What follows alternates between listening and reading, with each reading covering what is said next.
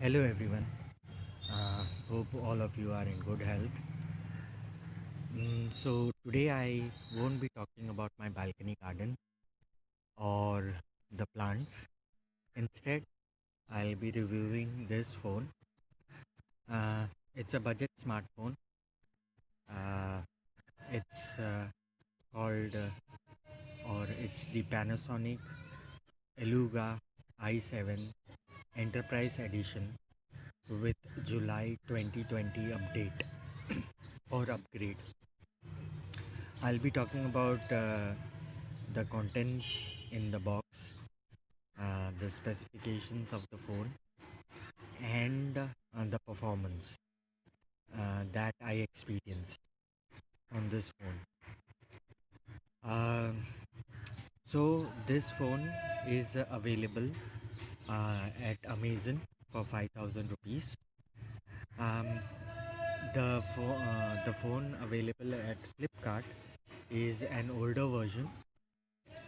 I would suggest that you purchase this product uh, from a reputed seller and ensure that the product is Amazon fulfilled. This way, you will make sure that you are not delivered any faulty products. Okay, so uh, in the box, you will get this the phone itself, and you will get the back cover, the siliconized back cover, and you will get a basic, very basic screen guard.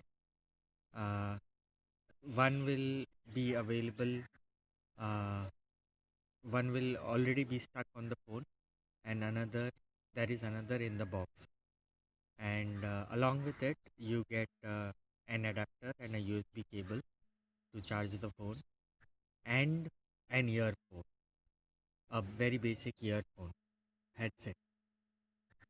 So that is all that you get in the box. So it's a complete set. You don't need to purchase anything else for this phone. As regards to the specifications, this phone comes with 2 GB of RAM, 16 GB of internal memory, uh, and 4000 milliamps of battery. It has a MediaTek quad-core processor, uh, an 8 GB back camera with a flash, a fingerprint sensor, and an 8 GB front camera with a flash. Uh, it has Android Pie, the stock version.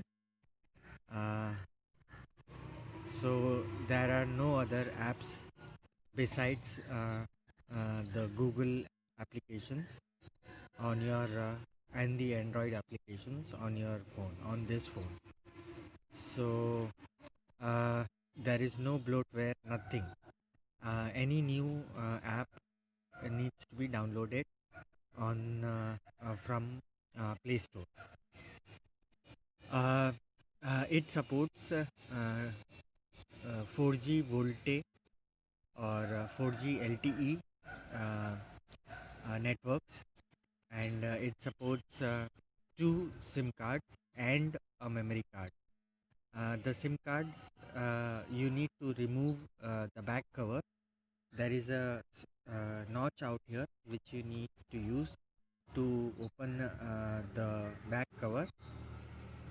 That is the notch to open the back cover, and the SIM card slot is here and here. It's a nano SIM card. It's here and here. It's a nano SIM card and a micro SIM card, and above this nano SIM card, there is a slot for the micro SD card. Uh, and This is the volume rocker, and this is the power button. So these are the specifications of the phone. This is a 5.25, I believe, HD plus screen. uh, uh, the HD plus screen, and what else can we look at? Uh, Battery, display, sound. Sound is pretty loud. Uh, there is an earpiece out here, speakers out here at the back, and microphone is out here. So uh, the speaker sound is pretty loud. There is no issue with that. Uh, it has fingerprint sensor as well as face recognition. So all that is available at just 5,000 bucks. So that's pretty good. uh, okay. Uh, Once you turn on the phone, uh, you will be asked to update. There are several system updates that you will have to download and update. Update. Oh, that is a bee. Oh my god.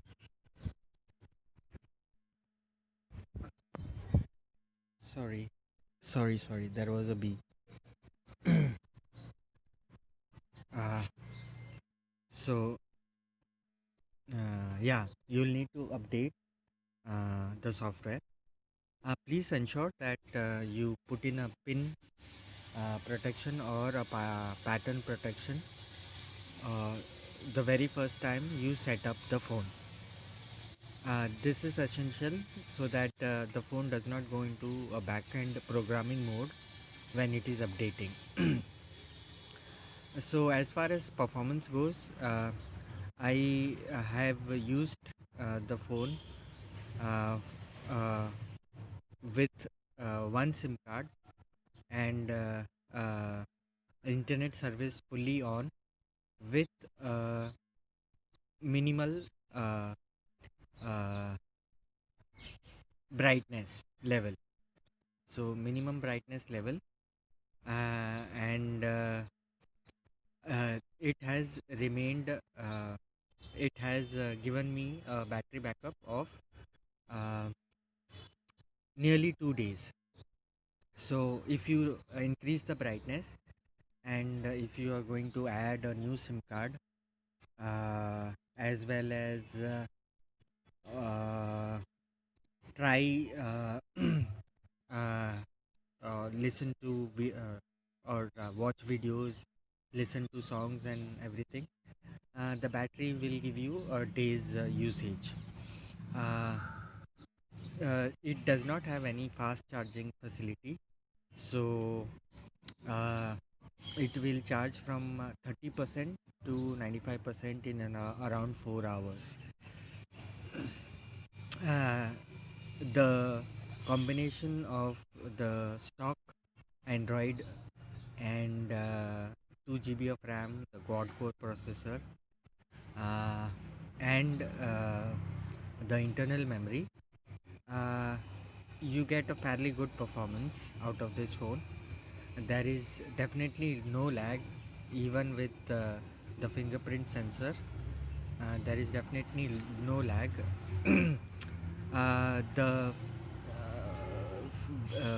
front camera and the back camera have average quality photos, and uh, I will be putting up examples about or examples of videos and photos from the front and back camera at the end of the video, so that you can gauge for yourself. Um uh, there is no lag, nothing.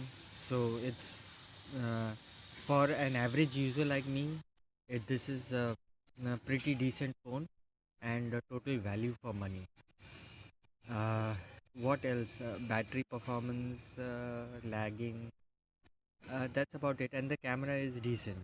So there is not much to say about it. Uh, besides this, uh, only if you go ahead and download heavy apps, it will end up lagging. The phone will lag. So this is not something, not a phone that can be used for heavy duty surfing or playing games or watching 4K videos. It's a basic phone. Use it as such, and you'll get optimal use out of it. So that's about it. If you have any questions, please ask in the comments. Please like the video, and please subscribe to my channel.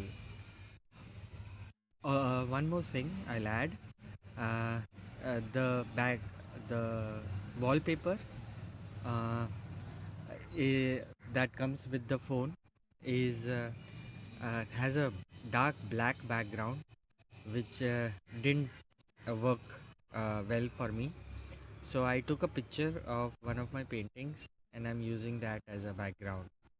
So you can also add any new wallpaper uh, so that the screen becomes brighter. That's about it. Have a good day. Thank you for your time. This is the back camera. So the video quality is okay, fine, good enough. This is the front camera, and the video quality is also fine, not that bad. It's a gloomy day, still it is quite decent.